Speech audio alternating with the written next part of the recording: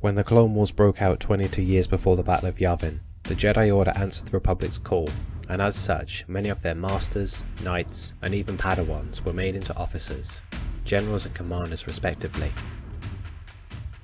While many maintained the humble and compassionate nature of their Jedi ways, some became more aggressive, as if they were losing faith in the Jedi's ability to win the war. Pong Krell was one such individual. A renowned Jedi Master, Pong Krell achieved a reputation for his ruthless tactics on the battlefield, his squads losing more men than any other. Krell would receive a vision of the Jedi's downfall, and subsequently, the Republic. As a result, upon being elected to take over a mission on the planet of Umbria and lead the 501st Legion in place of Anakin Skywalker, the deceptive general instigated a plan to trick the clones into fighting each other, hoping that his betrayal of the Republic would gain the attention of Count Dooku. However, Krell's goal would fail, and after brutally slaying several of his troops, the traitor was apprehended and dealt with accordingly. One more enemy had been dealt with, but Pong Krell's actions would plant seeds of doubt in the minds of many of his former comrades.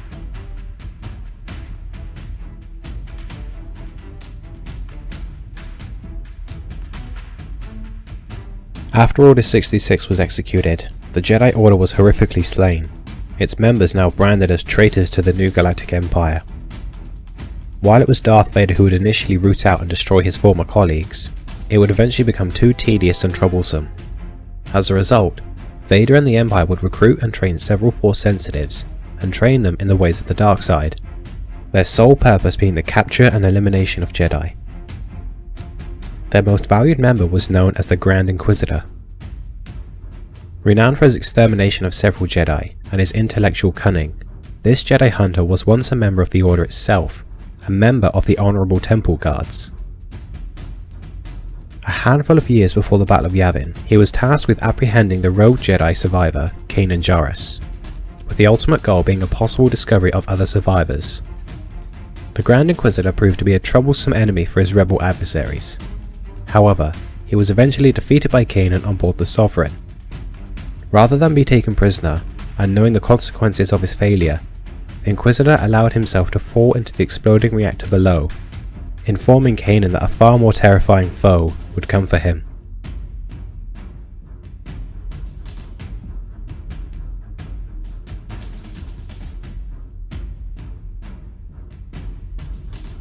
Both of these characters will be represented as they were right before their death, with any and all tie-in material prior to this being included.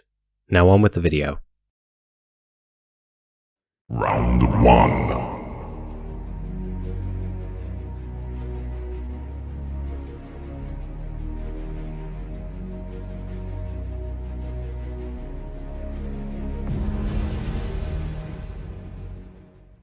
From a visual standpoint, Pong Krell appeared to be of middle age and therefore firmly within his physical prime as an active Force wielder. As a member of the Basilisk race, Pong Krell is attributed with 4 arms, as well as greater height and strength, as well as possessing the ability to survive for several days without food or water. Pong Krell was able to apply his strength in combat to the point where he could nonchalantly send clone troopers flying, physically ragdolling them and punching them through the air. The benefit of this strength would only be further improved upon by way of his great height, which afforded him more reach and leverage than most other humanoids could lay claim to.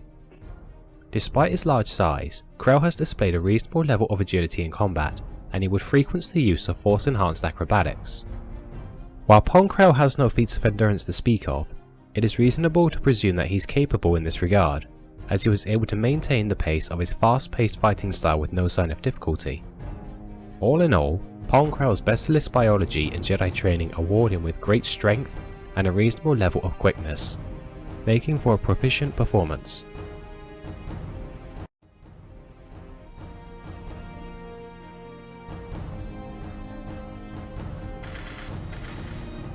The Grand Inquisitor is a member of the Padawan race. Although the Padawan race were capable of living up to 700 years, according to the Rebels visual guide, the Grand Inquisitor is roughly 40 years old, by the human equivalent. Due to his natural biology, he is attributed with a slender build, but also slightly greater than human height, granting him increased leverage in a fight, something of which he appears to have taken advantage of in his many confrontations with Kanan. as well as demonstrating a moderate ability to stagger his opposition through integrated physical strikes. He bolstered his speed through his force augmentation, able to implement a proficient use of acrobatics in a fight, along with a decent display of manual dexterity. In addition, he's been known to deflect energy shots whilst his back is turned, and even counter Kanan's use of blaster fire that was incorporated into his lightsaber moves. It is difficult to guess where the Grand Inquisitor's upper endurance limits may lie, but regardless, he's been able to maintain the multiple minute fights he's been depicted in without much sign of difficulty. As an agent tasked with hunting Jedi, he would be physically conditioned accordingly, so we can assume that he's at least very viable in this regard. In fact, within the novel version of his fight with Kanan at the communications tower, the Inquisitor was actually stated to have fought Jarrus to the point where Kanan had become exhausted. Finally, he donned protective armor that aided in his ability to resist energy-based weapons. Overall, the Grand Inquisitor is not the most imposing or fastest combatant you'll find on the battlefield, but his role as a Jedi Hunter and his natural leverage makes him a viable combatant on the basis of his physicality alone.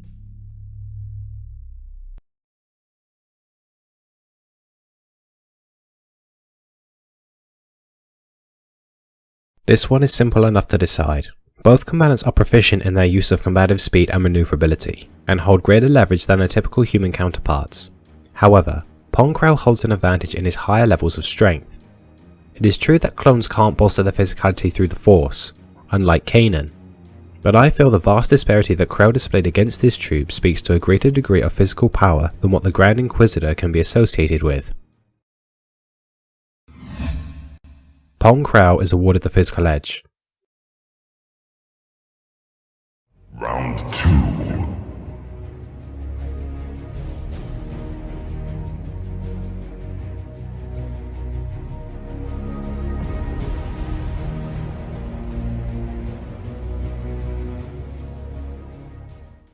Pong Krell was one of the Jedi Order's most infamous generals. However, this was achieved through his unrelenting battlefield tactics, rather than his skill with the lightsaber.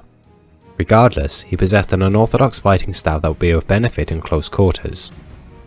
Due to his integrated use of force-assisted acrobatics, use of unarmed combat, as well as his ability to proficiently wield saber staffs and force attacks, I find it likely that Krell has a preference for forms 4 and 6, otherwise known as Ataru and Naiman respectively. The fourth form was dedicated to answering their lack of offense attributed to Form 3. A Form 4 practitioner will often attempt to overwhelm their opponent with intense speed, integrating the use of acrobatics and utilizing every part of their body as a weapon, through their enhanced skills with unarmed combat. Krell executed such skills against both the 501st and 212th Legions on Umbria, outperforming several clones in close quarters.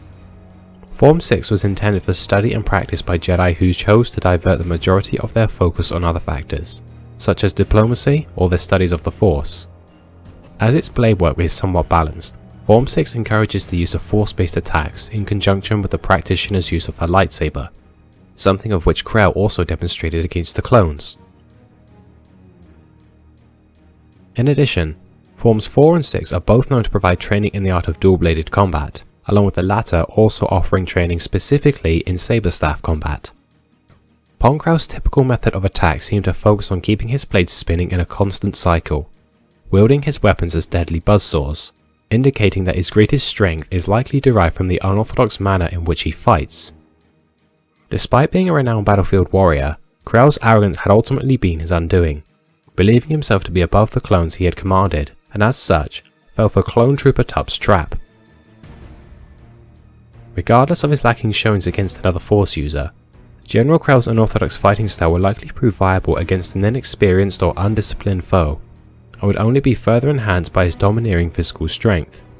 After all, sometimes extreme refinement isn't always needed to win a fight.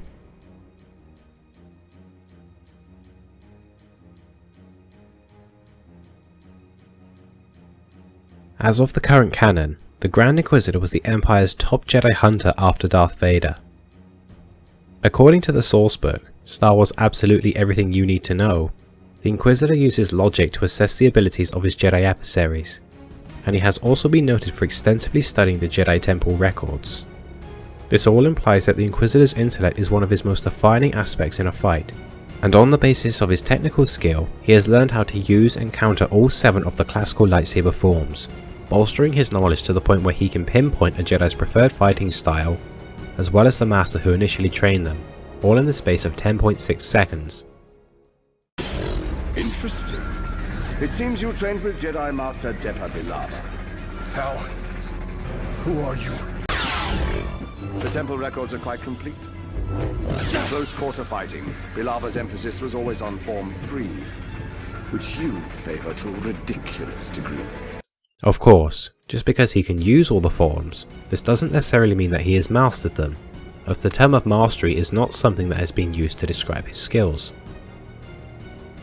When looking at his fights, we can see that the Inquisitor actually appears, from my point of view, to have 3 different modes of operation. The first of which is to open with a Makashi-esque approach, and rely on the back and forth fencing properties that the form was known for, outfencing his opposition with linear thrusts and jabs.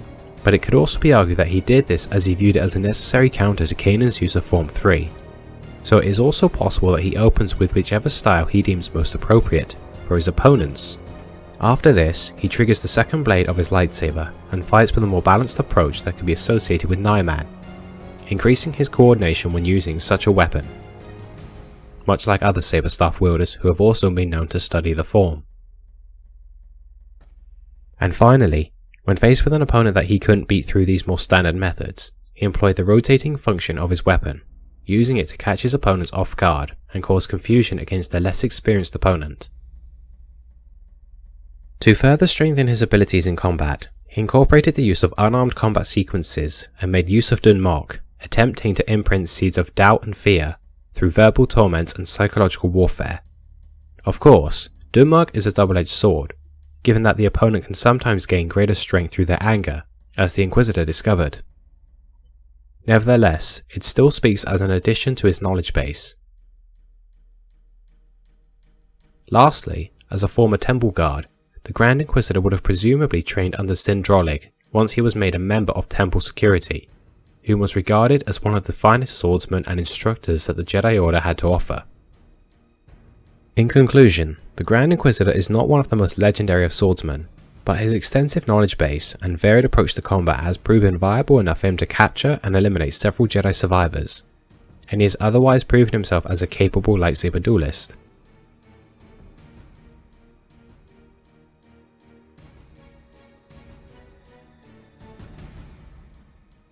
While Pong Krell does possess the title of a Jedi Master, this does not necessarily mean that he's a better duelist than someone who only attained the rank of Knight, and who typically fought those of a similar rank. Jedi Initiates are required to master the basics of lightsaber combat, and demonstrate such skills in the Trial of Skill, before they can gain their new rank. However, there is no indication in any source that a further enhancement of one's skills is required to attain the rank of Master. What I'm trying to get at is that due to Krell's limited exposure, we can infer that he possesses the skills of your average knight, but anything else would be too speculative. Granted, he is almost certainly a greater battlefield warrior, but a contest of dueling skill in single combat is a different scenario altogether, and in such a contest, I favour the Inquisitor's more balanced approach to combat, and his greater understanding of a wider array of combat disciplines, along with his own use and familiarity of Krell's weapon type. The Grand Inquisitor gets the edge as a lightsaber duelist. Round 3.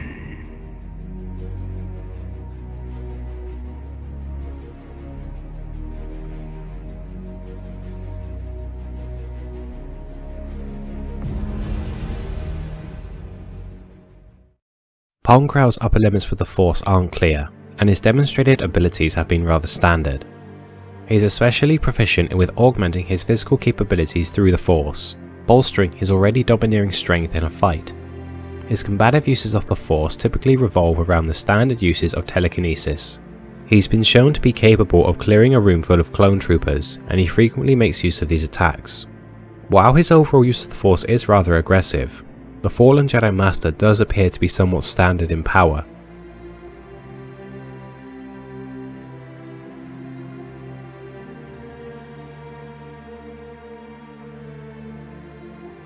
Despite not being an overwhelmingly powerful Force wielder, Kanan Jarrus regarded the Grand Inquisitor as someone who emanates the dark side.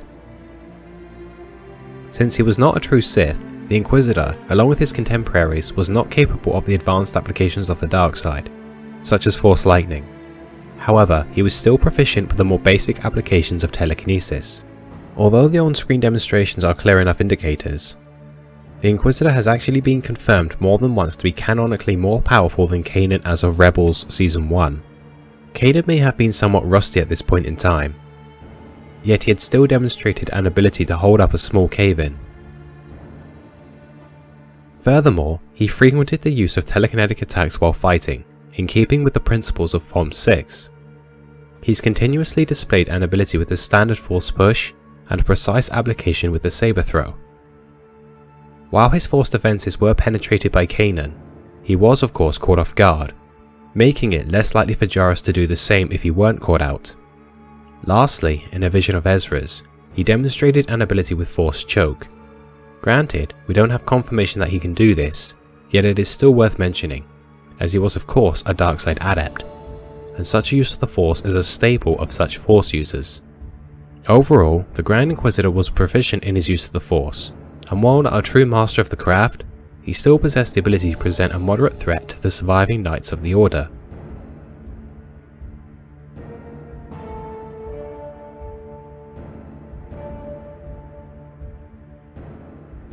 Both of these Force users appear to be rather standard in power.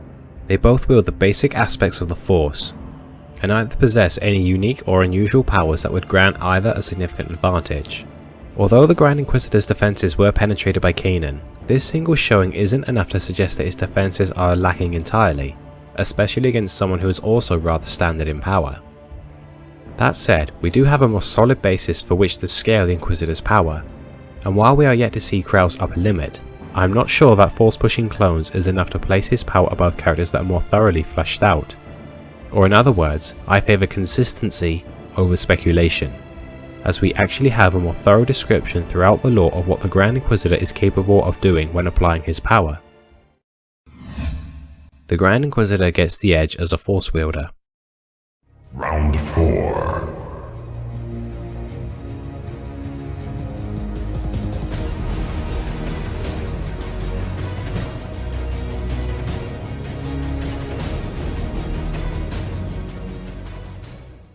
General Krell carried two double-bladed lightsabers. Constructed in a similar fashion to the weapons wielded by the Jedi Temple guards, Krell's weapons possessed a folding handle, making the weapon easy to conceal, but they would also presumably allow for a better fit in his large hands when wielding such weapons with just a single blade active. Ultimately, Pong Krell's twin saber staffs provide him with all the advantages of leverage and options unique to such weapons, traits that will no doubt be of benefit when applying his chosen fighting style.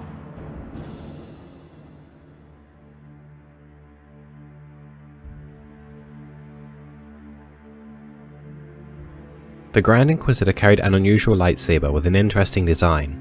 Like those carried by his brethren, it was encompassed within a ringed emitter and could be wielded as a standard saber, saber staff, or a rotating function could be employed to throw off opponents. In addition, the 8th brother demonstrated the weapon's ability to utilize a set of razor-sharp blades in place of the plasma blade of the lightsaber. Whether or not all of these lightsabers possess this feature is not known, though it would be logical to assume so, since they've all been consistent in the demonstrations of their functions. All in all, the Grand Inquisitor's saber staff provides him with an unusual set of options in combat, which have no doubt proven effective for his many Jedi kills.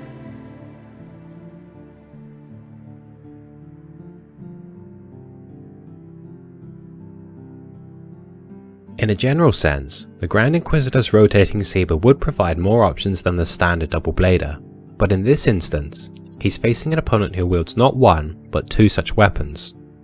But they also possess an inbuilt ability to self-compensate for the weakness in their large hilt. As such, no advantage will be awarded to either opponent for their weaponry, as Krell's twin folding saber staffs counterbalance the Inquisitor's more unorthodox rotating function to his single weapon. Final round.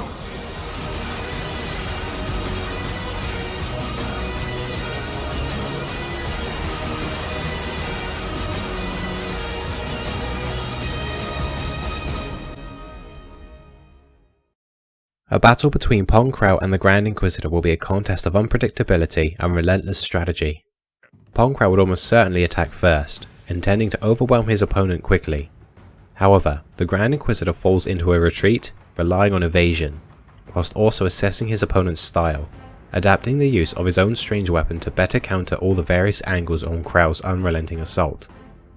Frustrated at his opponent's ability to fend off his assault, Krell applies a force push to blast the Inquisitor back, and as such, charges forward to finish the Inquisitor off before he can recover. However, his momentum is slowed by the Dark Acolyte's own telekinetic attack. Taunting the fallen Jedi, he leads Krell into overextending himself and nicks him on the wrists and knee. He finishes up with an execution style strike through his chest. And so, for a 6 out of 10 majority, the Grand Inquisitor is declared the winner. Well, thanks for watching, ladies and gents. Remember, this is all based on my interpretation of the information given to us in the lore, so I hope you all enjoyed regardless of any opinions on the conclusion. Well, that's enough from me for now, so until next time, thank you for watching and may the Force be with you.